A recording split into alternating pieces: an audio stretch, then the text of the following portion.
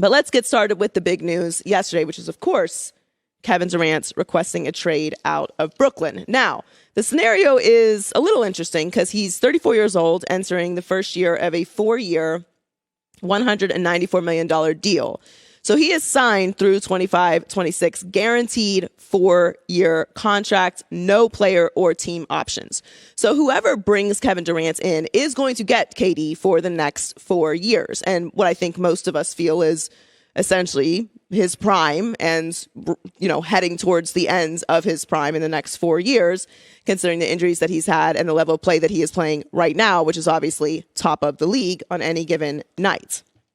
But the reaction yesterday was a bit mixed because this is Kevin Durant and he's a mobile guy. He left OKC, he left the Warriors, and now he's leaving Brooklyn. Now, I support mobility. I've moved around. I have no problem with people trying to elevate their careers.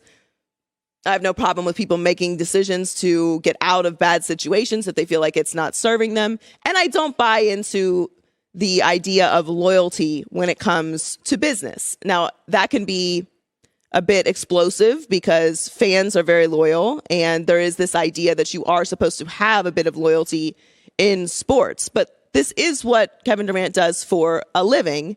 And if he is unhappy in Brooklyn, if he is unhappy with the way that Brooklyn has handled things, if he is unhappy with the way that Brooklyn has handled Kyrie, or for any other reason he wants to leave Brooklyn, I don't mind, because I don't see Brooklyn as a place that has a culture and at this point, a future. So I am completely on Kevin Durant's side. The other part of that is that he has been the only steady thing in Brooklyn over the past few years. Kyrie quit, didn't play for all but 29 games this year and 4 games in the postseason, which they got swept. James Harden quit. He left. Why is it on Kevin Durant to hold all this together? Now, you might argue that he had a lot of say in how things went. He had a lot of say in Kyrie. He had a lot of say in the coach.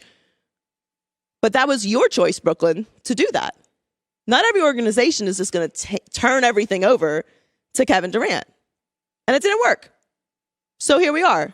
Let's not burrow down and lock in on a mistake that we made. I would not have left the Warriors if I was Kevin Durant. I wouldn't have. But I have no problem with him leaving the Warriors, just like I have no problem with him leaving the Nets. This was pretty much doomed from the beginning when you really think about the structure of the organization and how all of this went. First of all, they had a first-time head coach in Steve Nash.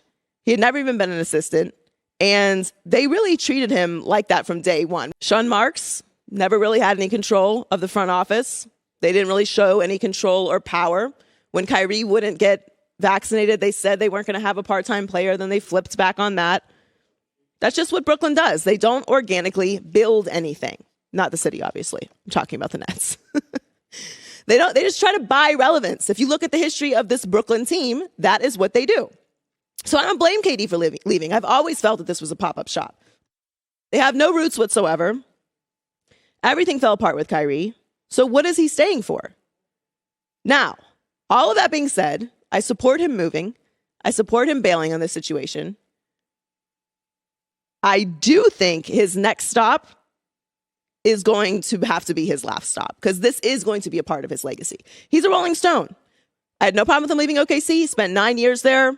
It wasn't working out. He earned the right to be able to choose where he was going to go next. No problem with leaving the Warriors. You did what you did. You were the best player on those teams, won 2 championships, 2 finals MVPs.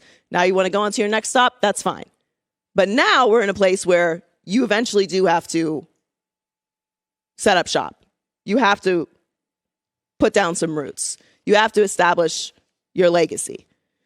So this could be a lesson for Brooklyn. Could be a lesson for KD. I don't know where Kyrie ends up. But for Kevin Durant, this next step will be monumental, not just for the league, but also for his legacy. Come to the Heat. We'll discuss where he ends up later on in the show. And for Brooklyn, this is your opportunity to stop chasing around relevancy.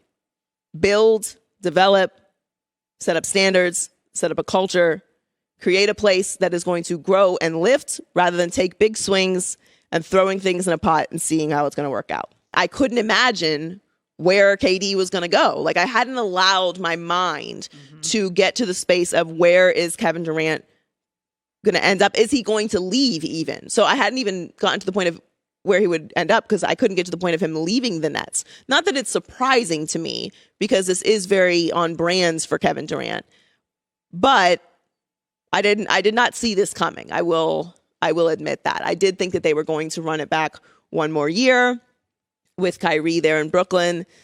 See what you had in Ben Simmons. I think over the next few weeks, once we find out where Kevin Durant is headed and he starts to open up about what happened here, is I don't think it's going to take, a documentary for us to find out what fell apart in Brooklyn, particularly for Kevin Durant. He's given us some signs. He did not recruit players during free agency to Brooklyn. So those were two pretty obvious signs that he was stepping back from the organization as a whole. Now, obviously, I thought that was because he didn't want to be involved in what Kyrie had going on, which is totally fair. And, him not recruiting could be just, I don't want to play this role of, player GM anymore, or I don't know how long I'm going to be here. I don't want to recruit people here. And now we know that he has asked for a trade and asked to leave Brooklyn. Again, I have no problem with him leaving Brooklyn, but I do think his next stop needs to be his last. Because at this point, it's not about loyalty, it's about legacy. You had your time in OKC. You were unbelievable there. You went to Golden State, won your championships, won your finals MVPs. You've been a league MVP. You're an all-time great player. All of that is solidified. Brooklyn didn't work. Maybe we'll probably look back on this situation and, say it was a couple years. We tried something. This happens. Sometimes people freak out, go, move to the mountains. They're like, actually not for us. Not for us. We tried it. Something new. We're going back to the city. You're allowed to pivot in life. But I do think at one point or another, you do have to set up some roots when you're talking about the legacy of Kevin Durant. Now, where he will end up isn't entirely up to him because he does have a 4-year deal. No team option, no player option. So wherever he's going will be for 4 years. So the Nets do have a lot of leverage in this space. I don't think that they're just going to send him wherever, but they are going to lean towards the best package for Kevin Durant, as they should. Hi, everybody. Thanks for watching. Subscribe here to get the latest from the show. Also, be sure to check out more of the best clips from The Herd or go watch a few segments from other shows on FS1.